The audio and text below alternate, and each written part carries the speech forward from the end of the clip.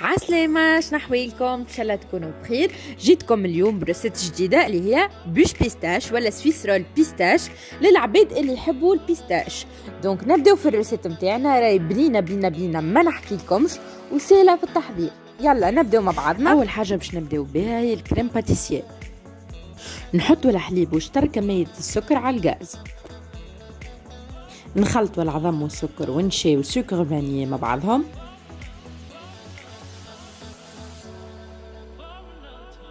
ونصبوا عليهم الحليب السخون بشويه بشويه، ومن بعد نرجعوا كل شيء على الغاز ونطيبوها.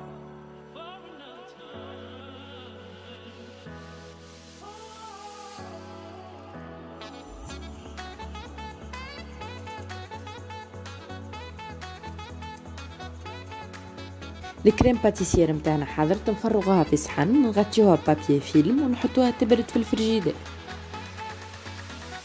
تو باش نعملوا مع بعضنا بسكوي جوكون بيستاش. اول حاجه نبداو بها نركضوا زوز بيض عظم مع السكر،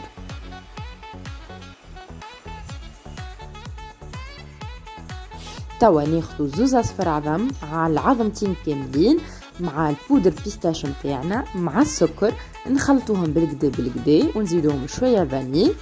من بعد نجيبوا ابيض العظم كي كرتناه قبيله، نزيدوه بشويه على الخليط نتاعنا. من بعد نزيدوا الفرينه. انا لهنا اخترت باش نحط كولورون اخضر باش يعطيني الكولور بتاع البيستاش اللي نحب عليه بالضبط، سينو نجم تخليوها ما غير اضافات.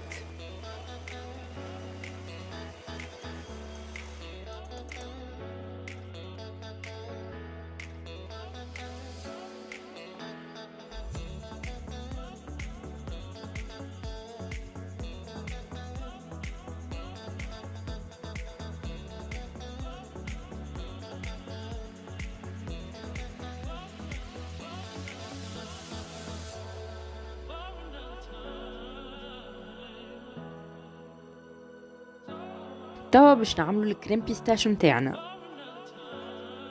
باش نستحقوا الكريم باتيسير اللي طيبناها قبيله وحطيناها تبرد، باش نركضوها بشويه القوامها نتاعها خير. باش نزيدوها 50 غرام زبده بحراره الغرفه.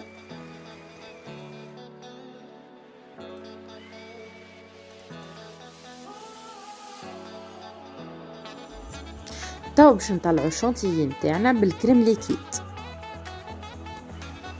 ونخلطوا المكونات الكل مع بعضها.